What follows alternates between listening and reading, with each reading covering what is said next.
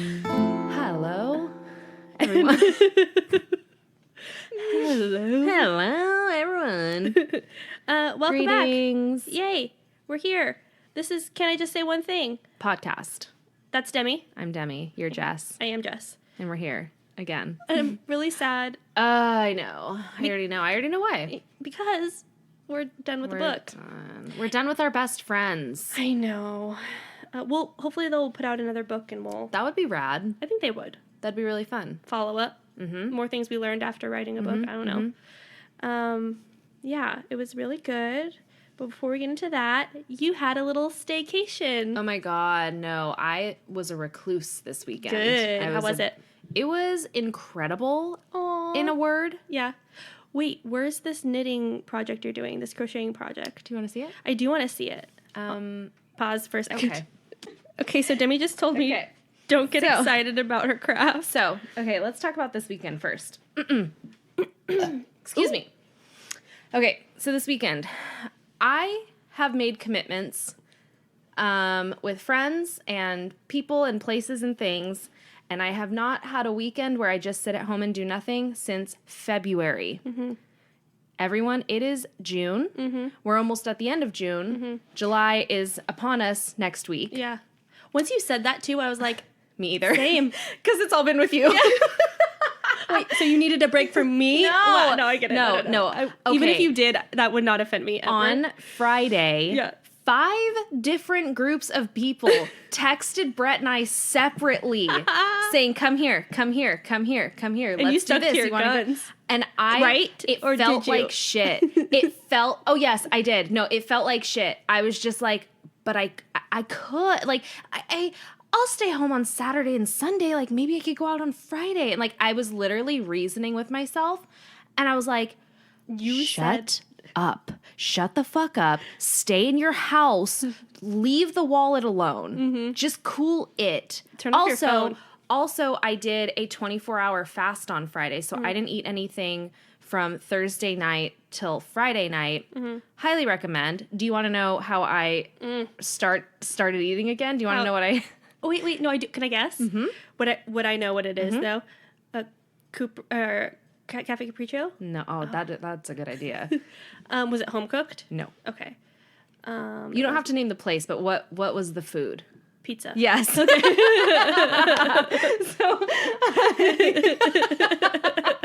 I fast for 24 hours. My body is a temple, and then I eat pizza. Like, I am trash, but it's fine. I don't care. No. Your body's like, Thank you so much. But truly, first of all, do your research. I enjoy doing this fast. I started off on last Tuesday. I did a 16-hour fast. And now on last Friday, I did a 24-hour fast. And I've been doing my research, and it says that you should be doing a 24-hour fast. It sounds like once a week. Mm. That seems like a bit much to me. So I'm going to do like twice a month and see how I feel. So next. Not this week, but the following week. Yes. Before I go to Tahoe, I'm going to do another fast. Mm-hmm. Yeah. But not work out. And like I don't combine the two. So that's so dangerous. Yeah. I've been telling you about this as you've been talking about fast. My dad fasts every day. And he's gotten under 200 pounds. Yep. You know, but he also... He's tall, My though. dad's he's 6'1.5", like, whatever. Yeah. But he's also... like on an all carnivore diet. That's not. Yeah, and you want to do mostly vegetarian. Yes. Right? Mostly plant-based. But put in some stuff in there when I'm not claiming to be vegetarian by any means. Like last night I had a steak. You know who does mostly vegetarian is Michael J. Fox and his wife. They even have a cookbook about it. Ooh. And it's like they're not like not saying to eat meat. Do they have like a blog? I don't know if they have a blog, but his Instagram wife or probably. something? Yeah. There's like they have a whole cookbook that they developed and all that stuff. And, okay. You know. Yeah. So it's interesting to check out for sure. Hold on, I'm just texting Brett. I, on the other hand, ate all the things. What'd you do this weekend? What did I do on Friday? What did I do on Friday? I have the worst memory. You went to Sackyard. Oh, that's right. Duh. Oh my gosh. Sorry, Casey. One of my yeah, that's right. I was when you were. Our friend Casey just turned 25. Happy birthday, Casey. And so we met her at Backyard. Did I even text her? I don't know. When was her birthday? It was Thursday. Saturday. Cool. I'm a good friend. I'm a trash friend. I'm sorry. It's totally fine. Don't worry. Casey, forgive me. She will. She totally will. We were actually talking about you on Saturday. Uh-oh. No, like good things. Oh. How like I was telling Casey that me and you are so excited that we've gotten so much closer with Casey. Good, you told her that? Of course. And she's like, I think the same thing. Oh my God, cute. We were all drunk, but like also it was, I say what I mean so when I'm it drunk. means more. I say what I mean when I'm drunk, almost always. I'm like too honest when I'm drunk. Yeah, so flashbacks. I'm like, what else has she told me? I'll fill you in on other things later. Nothing horrible. Okay. No, nothing like it needs to pause. Finger hovering over pause for tea to be spilled. Nothing like too crazy at all. So yeah, so we went to Backyard, and then Saturday was drinking from 2 until 1 in the morning. That's your fault. I don't feel bad for you. I wasn't really that hungover, so I was fine. I had the best time. It was so much fun. We got my sister and her husband to come out. Love it. And we when Jen and Bo are there, it's hilarious. peachy. Yeah, exactly. It was just like a good group of people. And they're so cute. And they're cute. They're irritatingly cute. I know. Love you guys so much, but also, can you chill out? Cool on it your on the cuteness? cute. Yeah. Like, stop. No. No, don't stop. No, they are a dreamy little couple. I know, I that's like true. them. With a sweet child. Ugh. So it was just really fun. It was a lot of fun. Sunday, Shiloh and I did absolutely nothing. We postmated. Oh. We stayed home. We just watched a crap ton of movies. What'd know. you get? What did you have delivered to your house from a service? It was actually DoorDash. Okay, so, what'd you DoorDash? It's easier. Chinese food. Oh yeah. my God. Yeah. There's nothing better than like drinking the night before. I mean, is not having a hangover is way better, but I really only had a headache, which was great.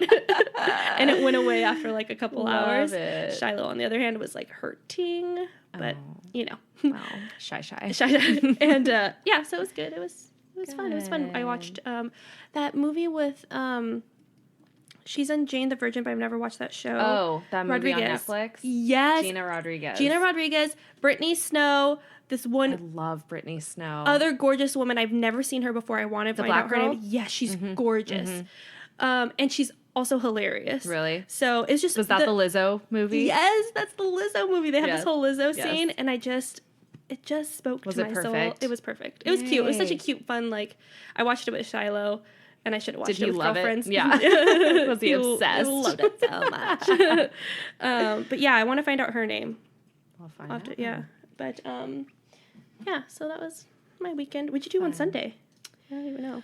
On Sunday, nothing. No, we barricaded ourselves in, and we didn't leave until 3:30, and we only left to go to the grocery store. Oh my gosh, are you serious? I walked 0.6 miles that day. I absolutely love that. No, I did too. Much. It was just great, and like we're gonna do it again this weekend, and like probably be more free. So I mean, Backyard on Friday. I'll see you there. Make me so sad. Thanks so much. So yeah, DeWanda Wise is her name. Oh yeah, I had to say. Okay. DeWanda Wise. She's.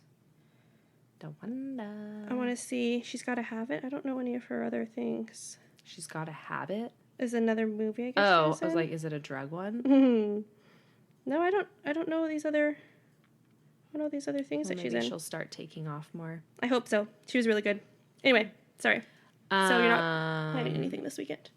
No. Yeah, we usually have Tatum, and we don't this weekend, and so.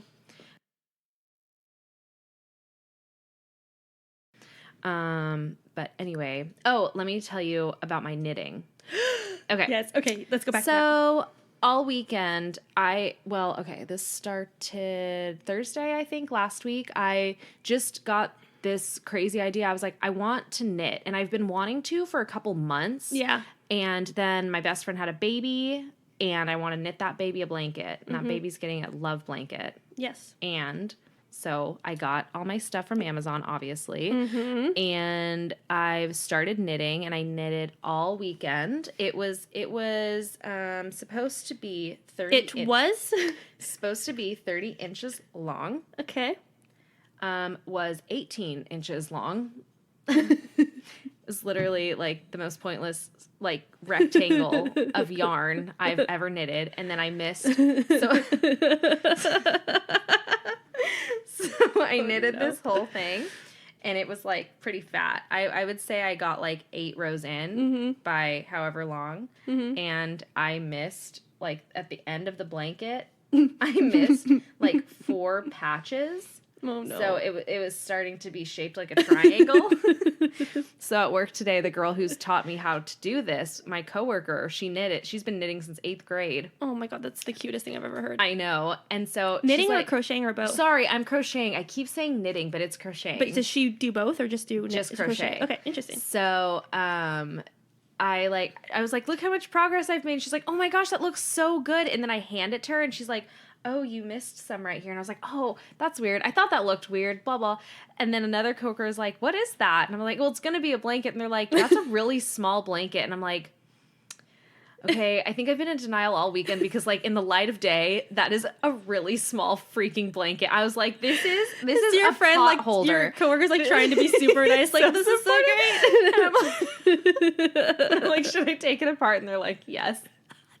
So I took it apart. Oh my God, I didn't even get to see that before. Oh, it's at work because we had to cut it because there was like, I don't know. But anyway. So you started from scratch. Started from scratch today. Oh, it already looks a lot better. Yeah. So I mean, just from that little one. It's like it's going to be a real blanket. Like it will last her till toddlerhood for sure. Yeah, right. My grandma made me a blanket when I was a baby and I still have it. No, I mean like lengthwise.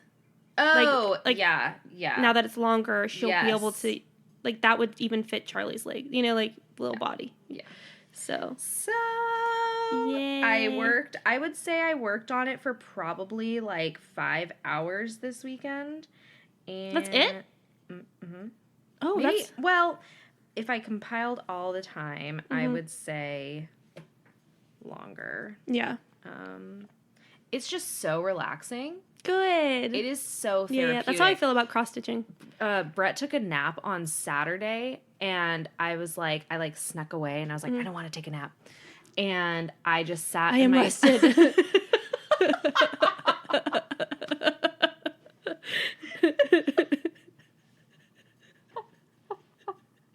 I was so rested. All I can think about is knitting. All I can think about is knitting or crocheting, whatever I'm doing. And so I went and I sat in my chair. Yarn and balls of yarn, I don't know. And so I'm sitting in my chair, and for some reason I'm like, oh, I'm gonna turn on Dateline on Hulu. Oh my God, this sounds amazing. No, it gets better. Oh my God, yay! So it's not even amazing yet. I was gonna turn it on the TV, and I was like, I don't want the TV on. You're such a grandma. And I turned it on my phone. Because it's a smaller device, so I don't know. Fucking white privilege I am. I didn't want to turn on the TV because I didn't want to face the TV. I wanted to face the window in my chair. Do you want to quit the podcast with me now? Do you want to punch me in the mouth? That's the dumbest that is hilarious, shit. Though. I just realized too that's why I did that. I wasn't even sure at the time. I was just like, well, this makes sense. This is the action. This is the course I'm taking. This is a normal thing for people to do on a regular basis, and it's not because I did it 3 times this weekend. Oh my God. I could only watch it on my phone. That's it. Mm-hmm.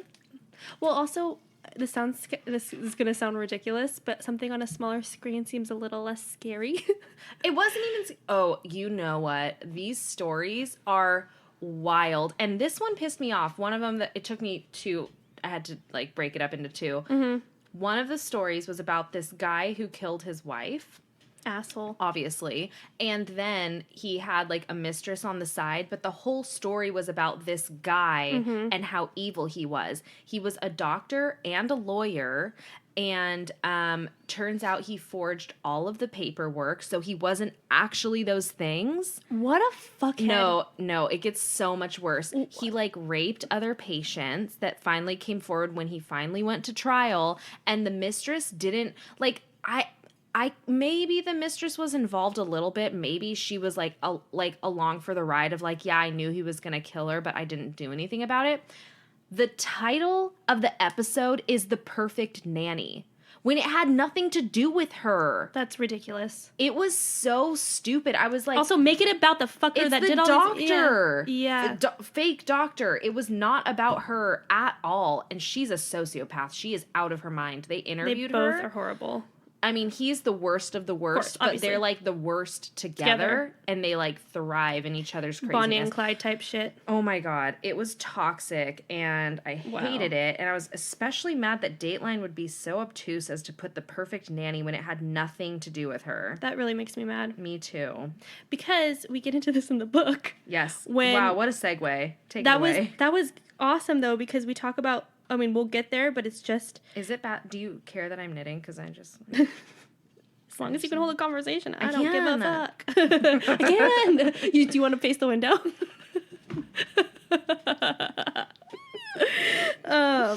How they talk about how toxic the verbiage is around crime with women and stuff. I was like, crimes against... When never, like, talks about the girl. Ooh, I got shit printed. Look at this highlight. Ooh, you have highlighted. Mm-hmm. Okay. I wanted to permanently remember this shit. This fucking... Good stuff. So we start with Stay Out of the Forest, chapter 8. Sorry.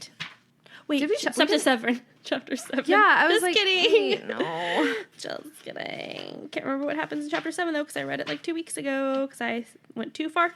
Buy your own shit. Yes, ma'am. Buy your own freaking shit. Okay, so Georgia demonstrates the zen in the art of being a crazy ex-girlfriend. Mm-hmm. Yes. Mm-hmm. She is Georgia, and she is demonstrating the zen art of being a crazy ex-girlfriend. Been there. Have you been? No. No? No. Good for you. Yeah. Wow. Really good. I haven't had that many boyfriends, Demi. Neither have I. I've had 2. Well, I've had the one in high school that doesn't really count. Why? Because it was a month. You're right. Yeah. And that's the one that cheated on me. That's right. Okay, yes. And then I had the other one from high school, but we broke up when I was in college, and I just was over him. I was just so obsessed with the fairy tale. I was very sold on... You get married, you have kids. Yeah, like, oh my God, he's the love of your life. And this is a normal thing that happens to people in high school, like, all the time. Yeah. And you know what's...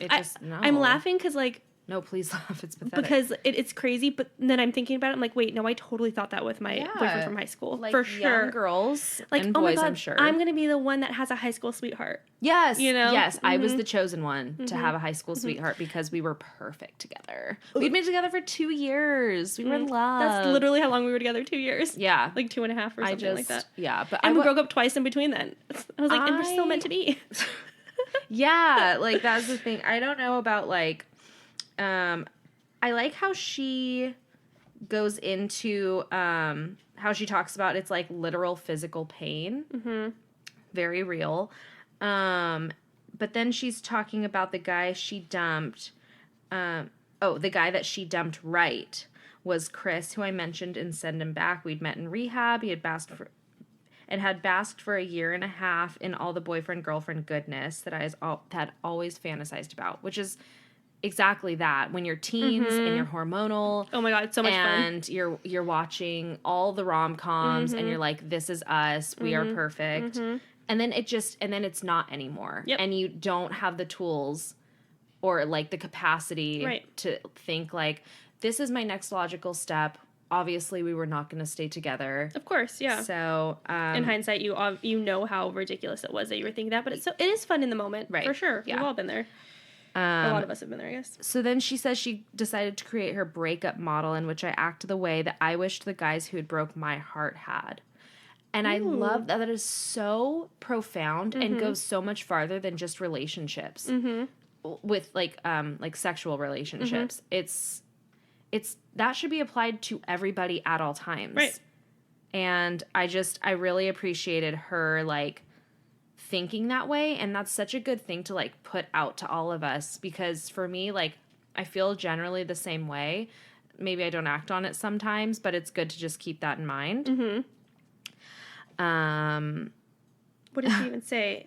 To sum it up even more bluntly, don't be a dick when you break up with someone. That's like the simplest but most beautiful way to phrase it. You know, like, like, yeah, obviously. And right before that, she says, leave it in the condition that you found it. Like, just try not to fuck with somebody, you know? Like, don't.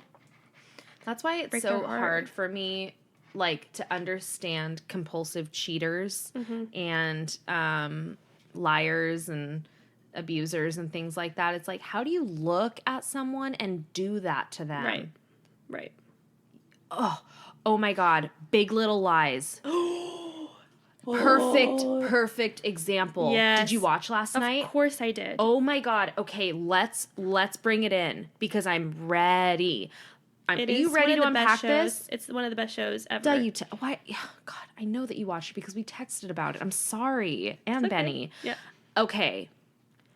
Reese Witherspoon and Adam Scott's relationship is literally giving me life. It is.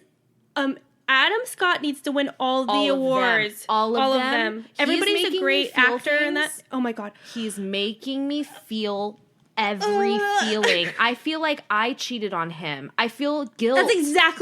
That's so true. So the episode before last week, when we were talking about, oh my God, I swear, when he was shaking, when he was there behind Reese, and he's like, what's going on? Oh, I was not breathing. I was holding breath. I was just like, oh my God. Oh my God, I have chills thinking of that situation because you are Reese with her. And what does he say? I'm gonna go get my hearing checked or something. Yes. I was like, oh God. She's like, oh, you must have misheard. And then he grabs his keys and says, I'm gonna go get my hearing checked. Oh my God. And then oh my God, when they play the song that he sang to her at the end of the year performance at the end of that episode, did you catch that? No. Yes. Whoa. The Wonder of You is the song that he performed. I didn't remember that was the song that they played at the end of not this most recent episode number 2. What? I did not know that. I mean, I noticed the song, but I didn't realize that was the betrayal that was on his face was I felt so everything. Authentic. Oh my God, it was beautiful and raw and devastating and oh my God. Okay. Yeah.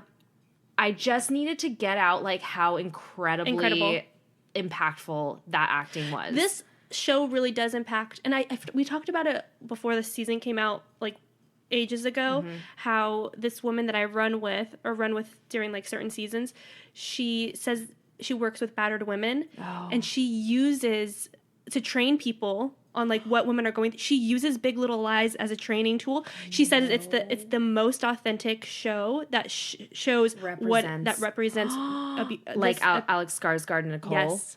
100%. When that came out 2 years ago and I was watching that, it would just because you love him to start. It would wreck me.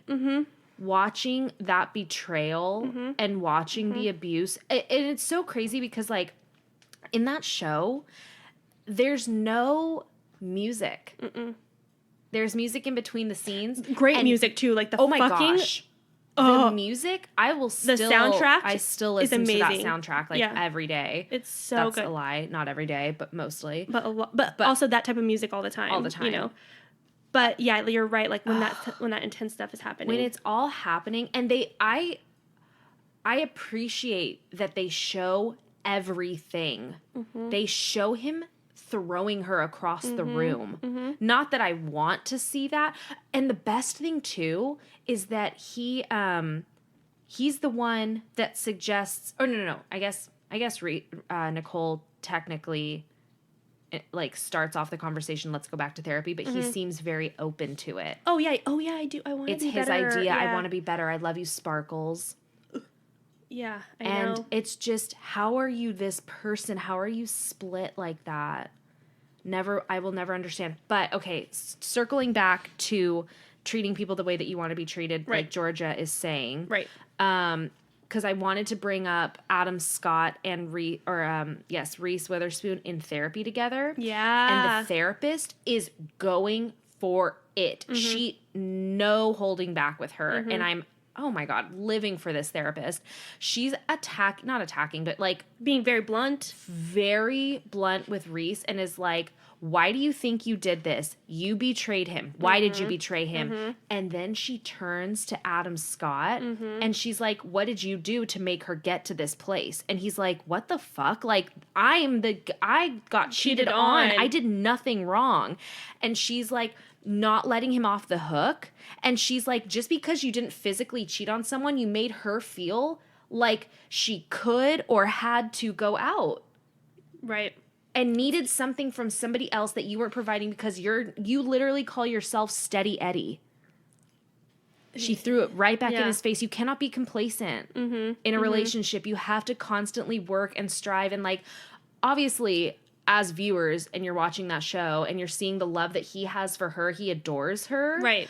But I think marriage is more complicated than that. Of course. You know, yeah, which is obviously what they're showing. Oh my God. I just only want to talk about Big Little Lies right now. I know. Adam fucking Scott. Lighting it up. And Laura Dern is too. I mean, no, I'm not, everybody is doing great. They're doing the absolute best. Like, obviously, I love Laura Dern, of course, although I want to shoot Laura Dern right now because she's being crazy.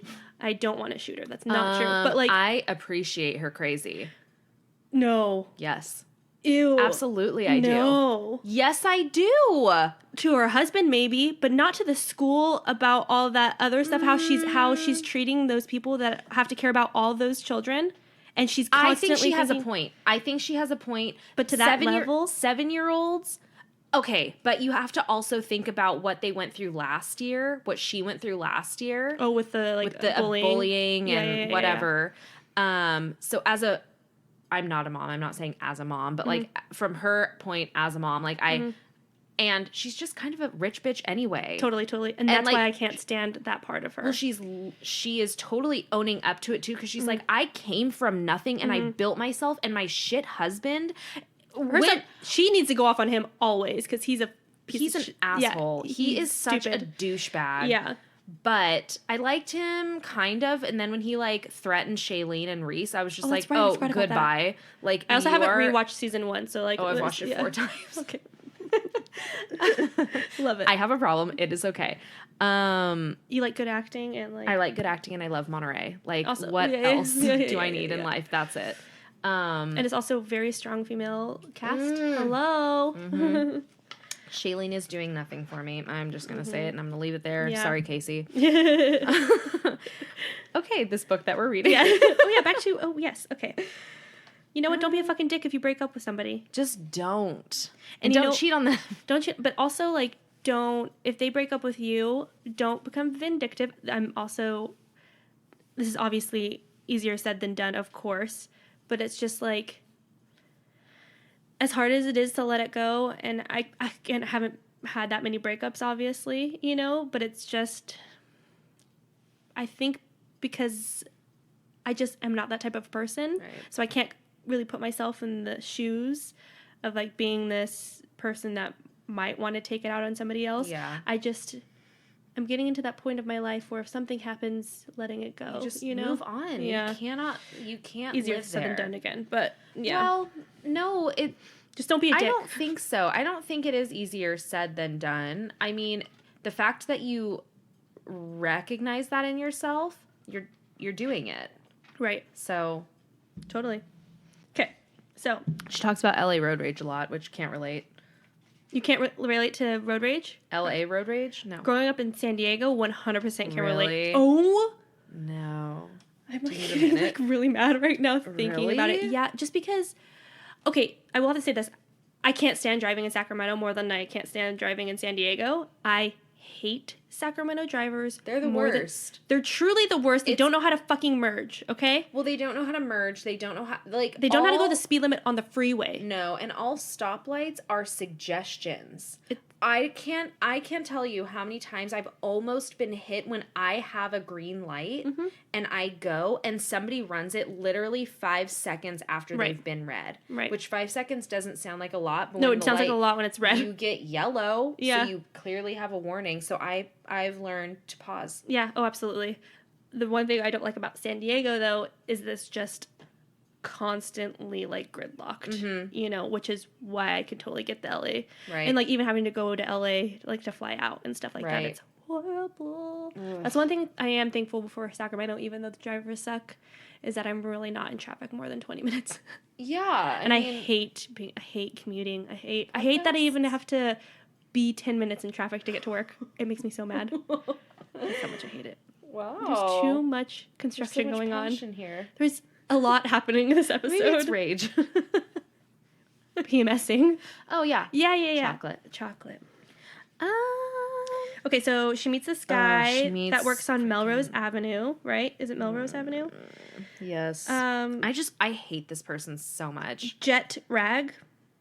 Vintage Spot. That's where he works. The one that he works at or she works at?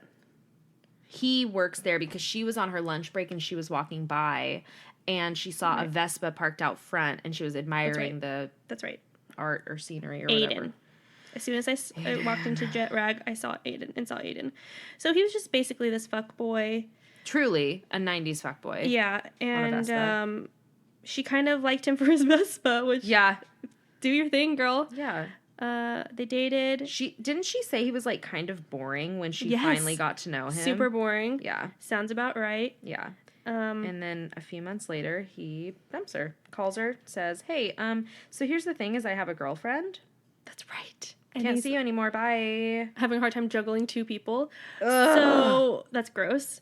So basically, I mean, she was really into him for his Vespa, and she saves up and buys her own Vespa. Hell yeah, girl. That is doing it. That's living your life. Yeah, it is. Not relying on some fuckboy for a Vespa. Yeah, seriously. And he basically gave her a helmet. It was called like a skull cap or something like that. Yeah. That if they got in an accident, it literally would have done nothing to save her life. It does show a picture of her. She looks on her Vespa. So cute in this picture. I love her vintage thriving style. Yeah. Oh well, she talks about like not learning. She talks about beginning to date Vince, which is super cute. Oh, that's right. Is it in this section? I didn't even realize. It's her husband Vince, who according to literally everybody that knows them, they're like couple goals. The best human of all time. Yeah. And he's just so amazing to her and then also to everybody around him. And he's also on the podcast when they do live shows. Yeah. It's on page 232 when she's talking about him. And she almost like didn't want to date him because she thought... Yeah. And he was just nervous. Because he wasn't like talking on their date. Mm-hmm. And that is the most awkward. Even with friends, sometimes it's the most awkward. Not with close friends, but like people when that you... don't Yeah, talk. When there's like that silence and you're like... how do you feel the void? And I feel like we've talked about this before, but it does. It is. It's a little awkward when you can't. Yeah. When you can't feel it for sure. Ooh. Oh, it was loud and aggressive. That's okay. Should we move on? We still have a lot to talk about. Karen's advice on how not to be 13 forever. Oh. Well, okay. Truly, I can't relate. Which one? On how part? Like how devastating it was to be 13. Like I didn't have that hard of a time being 13. Mm-hmm. It just happened and I moved on. Yeah. But it seems like it was very traumatic for people, and I don't know. I just had like a few close friends at 13 years old. Yeah. So it wasn't like. I definitely wanted to be popular. Yeah, and I wasn't for sure. Like I had like 4 friends that I was super close with. One in particular. Yeah, no, it was pathetic. And I was at 13 years old. I was like a straight A student, you know. Oh, so lucky. So that smart, was the only so time. Blessed. So blessed. But yeah, it wasn't. Not that it was necessarily easy because I lived in New Mexico and my dad was going to school, you know, and yeah. So I had to do, stuff on my own and all that. It's just so funny because, like, Karen's talking about how she would always ask people for money. Oh, my God. That's right. I forgot about that. Yeah. So she's like, she would go up to this chick named Daisy and be like, hey, can I borrow, like, 75 cents? And then finally, Daisy's like, no. Like, fuck off, essentially. Get away from me. Stop taking my money. And then she said the Daisy uprising was my entree into the realm of personality politics. I pretended to like Daisy and her her plastic horse friends. Oh, no. So that I could have candy whenever I wanted, but they weren't stupid. In fact, most of them were the smartest girls in class. So then she goes into like, she says, for girls, junior high is a daily dystopian nightmare of apocalyptic emotional warfare, kill or be killed, gossip or be gossiped about. Figure out some way to be popular or prepare to have your body roasted on a spit on the side of the road.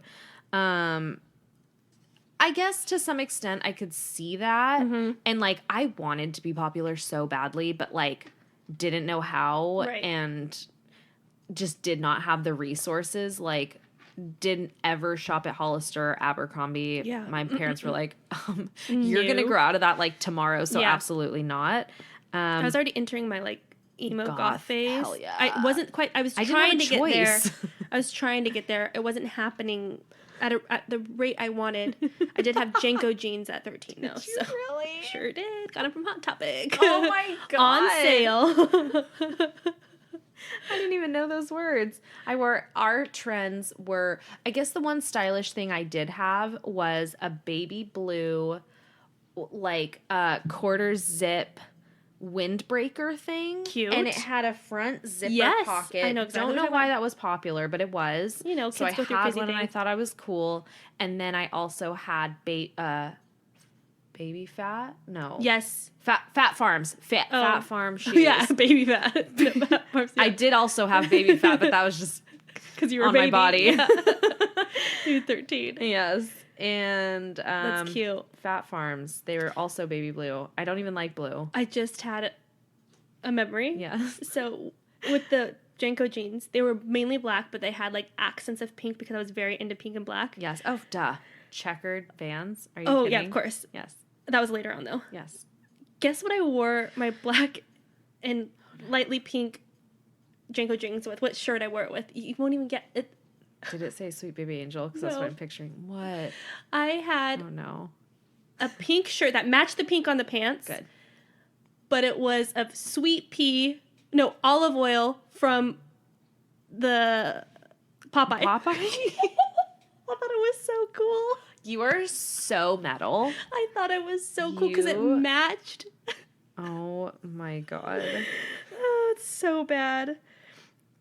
Can we also appreciate this picture of Karen? This compilation of pictures of Karen that we'll have to actually remember to post. Yeah, this is these are spicy. They are the something. Hair, They're hair is 80s. Just, she's doing the most. She's thriving in some way. Or doing something. In the most 80s way. Oh, and then she goes and talks about preppy, which was so hilarious because, like, the Izod shirt or whatever, not the same, but you definitely, like, had to pretend to be rich. Oh, for sure. That's still very much a thing. In 5th grade, it was really popular for the girls to have, like, they were pretty much pajama bottoms, but they were, like, I guess a little bit better, but they were fuzzy. And you'd wear it with, like get a color. Matching. Usually, yeah, no. Oh no. You'd get a color, and usually they were like pink or like a baby pink, of course, fuzzy like pant, and you'd wear it with a white T-shirt. And so yeah. I had a brand from like Walmart or something like that, and a lot of the rich girls had stuff from that were like name brand stuff. I don't even remember from what. Definitely limited to. I'm sure. The juicy jumpsuits. Yeah, I never did that one. I never owned it. Mm-mm. I couldn't afford it. I don't even think I owned a knockoff of that one. Because no. it was like the bell-bottomy ones. The ones that I wore in 5th grade were like big straight. Like they were too big for you. They were supposed to be like too big. Did you guys ever do jeans and then sweatpants over, but you like showed your butt a little bit of the jean? I don't think so. I don't what think the I did. hell was that? Mm-hmm. It's that so horrible. Ugly. Mm-hmm. It's so ugly. I did wear. Because Avril Lavigne, I did wear neckties and boy boxers and showed the boy boxers in 9th grade. Yeah. Hello. I was punk, okay? Oh my God. Neckties. Yeah, neckties. Wow. And they were like from the thrift store, so they were ugly as hell. It's called fashion. Or I stole them from my dad. Can't quite remember. Oh no. So they were super long. They weren't even like Avril Lavigne style. like cute black ties or whatever. You just don't have a chance when you're that age. No. You don't have an identity, except for now. What are we feeding the 13-year-olds? Because why do they look 27? Do you remember how Karen earlier in the book tells teens to fuck off? Yes. That's what I think. Please fuck off. Truly, goodbye. Go to bed. You have a curfew. Maybe you don't, Why don't your parents care about you? No, but they're also helicopter parents. I will not buy my child Proactive until they've suffered enough. When you suffer like I've suffered, build some character. Okay, so she talks about the popular girls wanting to be preppy, wanting to do all that. And it carries on later into her life when she gets this really good paying job. They buy her a BMW. Oh my God. And she becomes this like BMW bitch, essentially. Basically, she's like valet all the time, which is like, what is that life about? I have no idea. Pissed off when people are going like slow or fast. Just literally anything. Just perma mad. Yeah, perma mad. Exactly. Yeah, exactly. So then she just really recognizes like, okay, I'm really channeling like my 13-year-old bitch self. So when she loses that job. Yes. Oh no, she left a week after. I think the show was a year later. That job ended abruptly. Gotcha. I sold the BMW a week after I left the job. I didn't like the way it made me feel. So cool. Which is also like, that's a lot of self-realization. Totally. More so than I have a lot of the time. Right. You know? It's just a cool moment. Yeah. So then they do their Q&A. Buy your own shit. Final thoughts. Do we want to do that or no? We've all... I don't think so because they're really in depth. Yeah, no. Okay. I don't know things about people. No, I know nothing. I'm not intuitive. So then we're talking about staying out of the forest. Now we're in chapter 8. Yeah, welcome. So then we talk Jess about... has been here since the beginning. So then we talk about Georgia going camping with her family. And I seriously am loving these pictures of her dad in these short shorts and like... So I haven't even... This is the first time I'm looking at them. The pictures? Because I listened to it. Oh, you were listening. Yeah, Oh, good.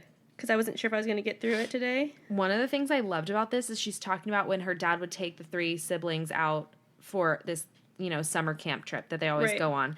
And so one of the things they say is when he pulled up in his beat-up minivan, we knew not to even ask to go into a souvenir shop, but whatever he pulled up in, Asher, Leah, and I would sprint back to the curb and scream, "I'm in the front, no trade backs." And it's really funny because my brother and I had a thing when we were younger, and it was 1, 2, 3, I got it.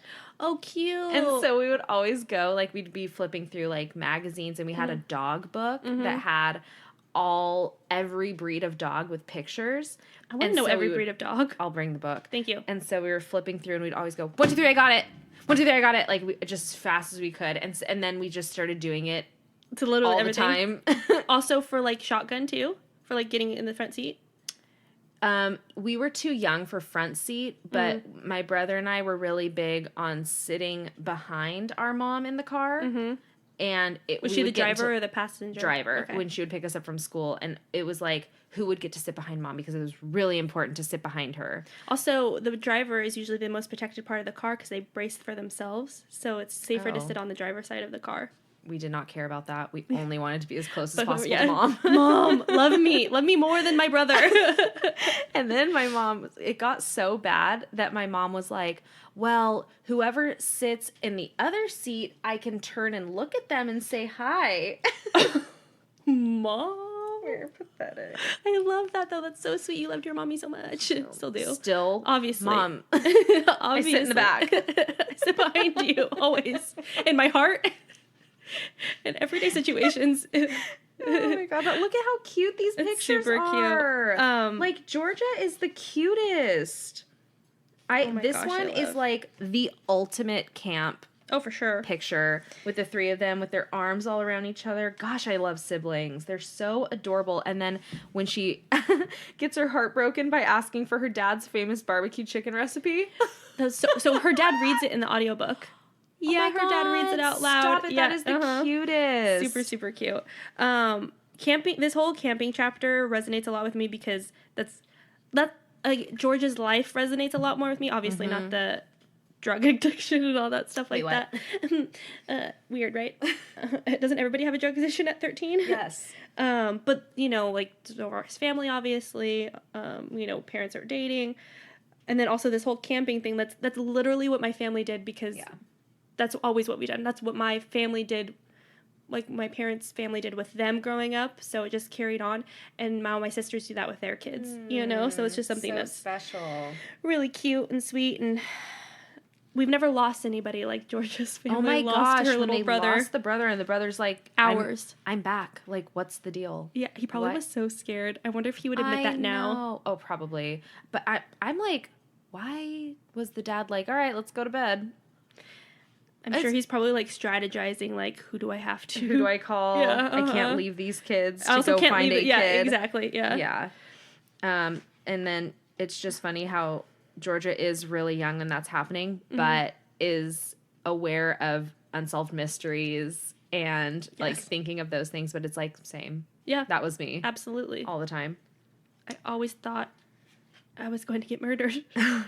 And then this other cute picture of Georgia camping. I just love them. They're so cute. They're so cute. And then Georgia talks about her dad, or when she is 13 or 14. I think she's 13, and she is out with friends and she tries LSD for the first time. And decides, like, I'm just going to sleep this off and not go home and not tell anybody where I am, which don't do that. Why do kids do that stuff? Call your parents.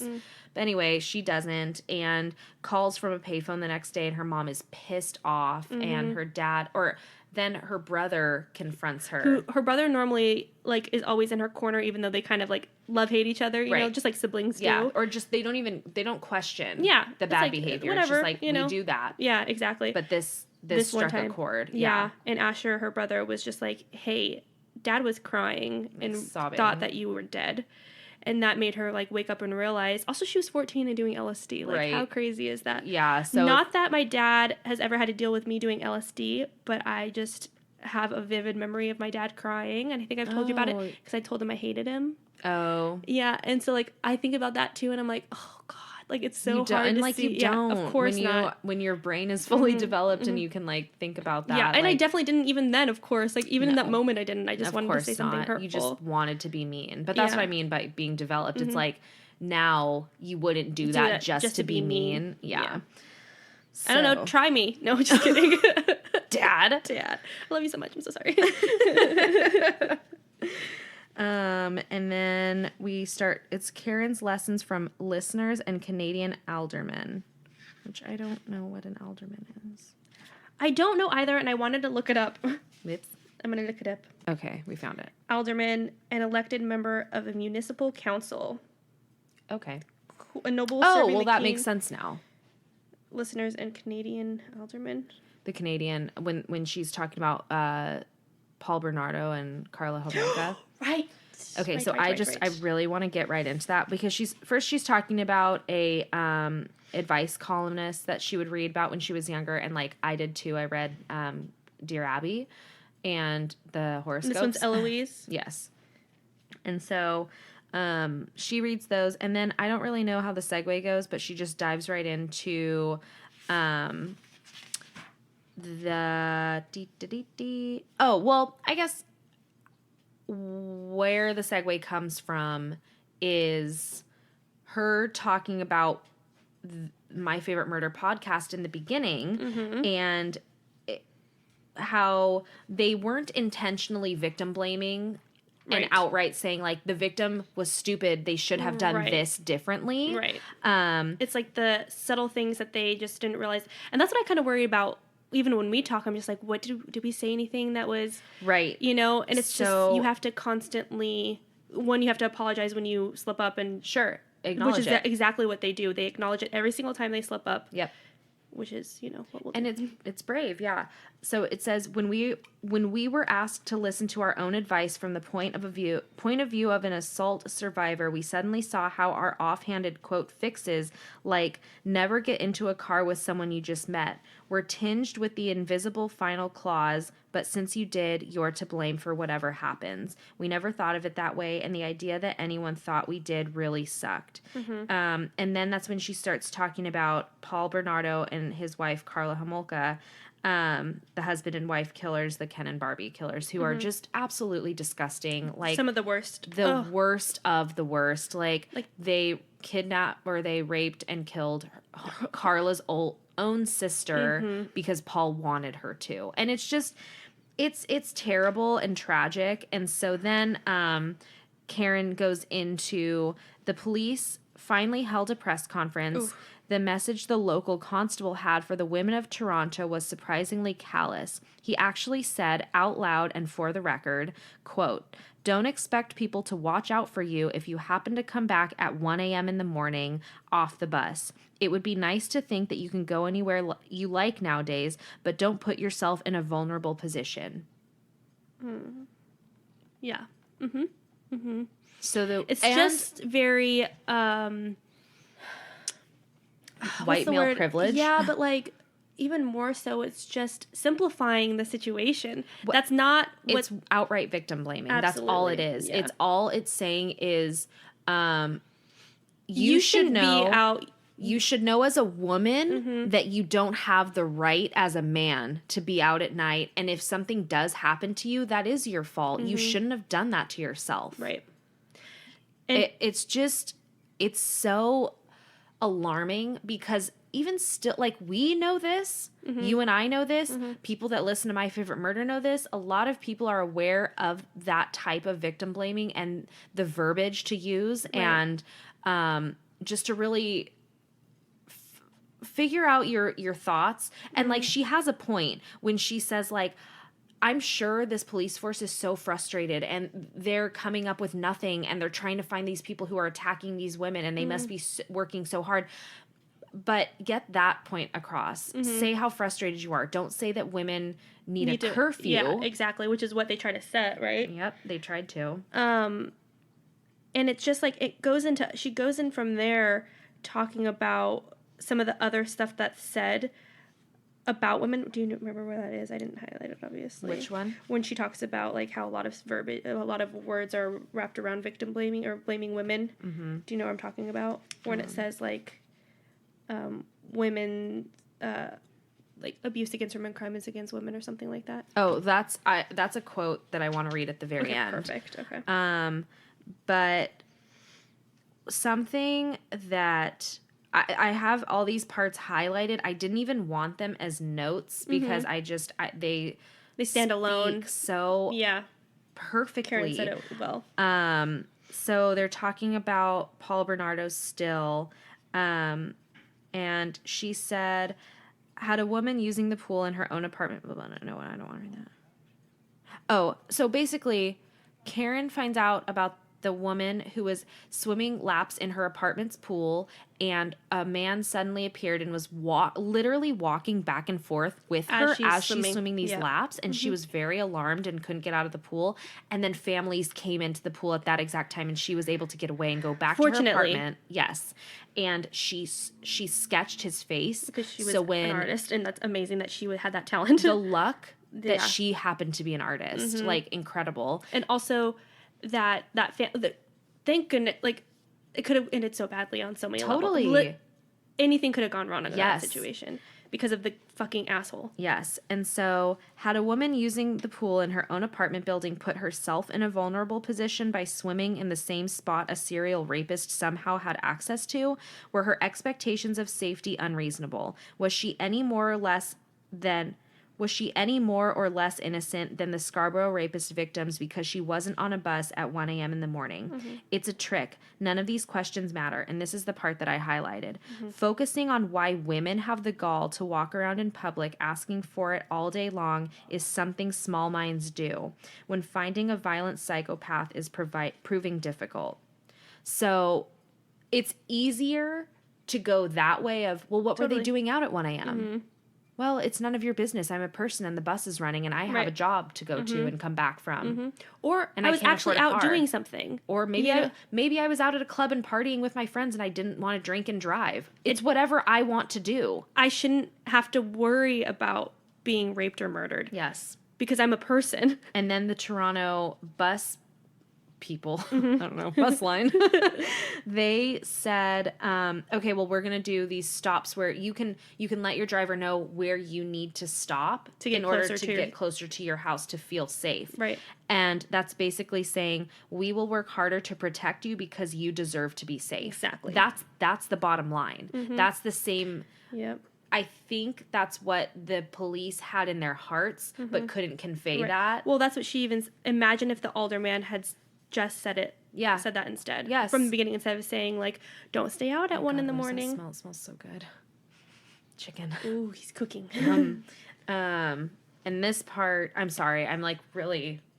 Keep going. No. I don't have anything highlighted. Oh my gosh. Okay. Yeah. So then...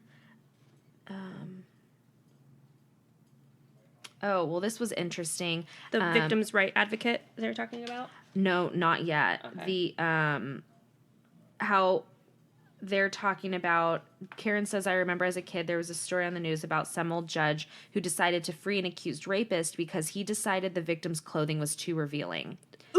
Yeah, so that's really crazy to watch. And she points this out, especially as a kid, seeing that on the news and thinking he's a judge. He knows best. Women who wear revealing clothing are asking for it. Suddenly, the official discussion was not about a rapist's crime, but what the victims did to deserve it. So that's really infuriating. And that's just shown, though, like, even to this day, it's yes. Brock Turner, for example.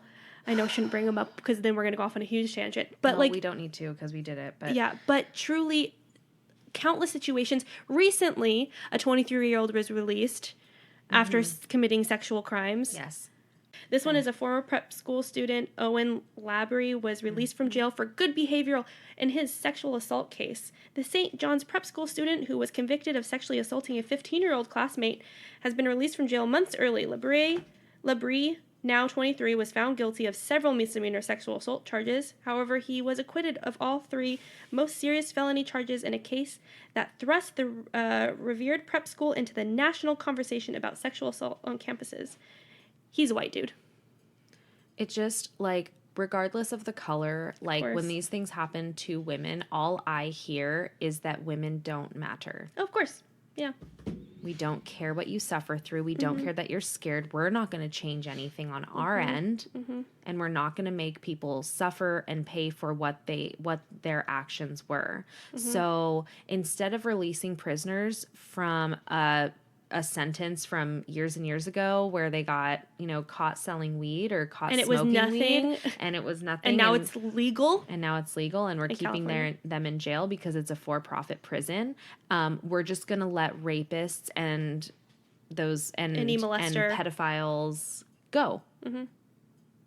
Yeah. Okay. Okay. Just so we're all on the same page that's exactly what is happening. Yep. And it's not fun to talk about, and it's uncomfortable. But it's also it's also not comfortable for me to feel less than every day in society. Totally. Yep. Okay. So this is a good segue into what my other quote is we need to turn the conversation toward identifying the behavior that leads to these attacks, figuring out how to identify these criminals faster, and making sure their jail terms accurately reflect the seriousness of their crimes. That's the one part that always really just... Absolutely. I cannot get. I don't understand. And I never will. When people get probation... you have to stay at home on house arrest. You ruined a human. Yeah. You did a little bit less than murder. Yeah. You took away the person's life that they were on the path to be, and you threw a wrench in it, and you... How do you say that word? Irrevocably? We're going to edit that out. I don't know. You just take... You murdered the person that they were. And now they are a shell of who they were. They don't know who they are. And you get to go to the freaking grocery store, and you get to go to the movies, and you get to drive a car. Exactly. And you get to walk down the street and look at other people that are free. Oh my God. It just... Ugh. Okay, but can I read this? Yeah, absolutely. Go for it. Okay, I'm sorry. I won't shut up, but I'm sorry. You're doing fine. Thank you. Okay. This is Jackson Katz, PhD, from his TED Talk, Violence Against Women, It's a Men's Issue. We talk about how many women were raped last year, not about how many men raped women. We talk about how many girls in a school district were harassed last year, not about how many boys harassed girls. We talk about how many teenage girls got pregnant in the state of Vermont last year, rather than how many men and teenage boys got girls pregnant. So you can see how the use of the passive voice has a political effect.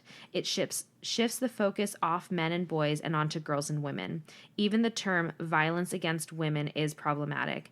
It is a passive construction. There's no active agent in the sentence. It's a bad thing that happens to women. It's a bad thing that happens to women.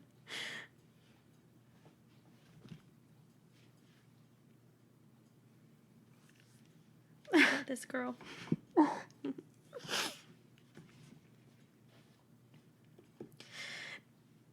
Can you finish it? It's a bad thing that happens to women, but when you look at the term violence against women, nobody is doing it to them. It just happens. Men aren't even a part of it. Yep. Sorry. No, don't be. That really got me.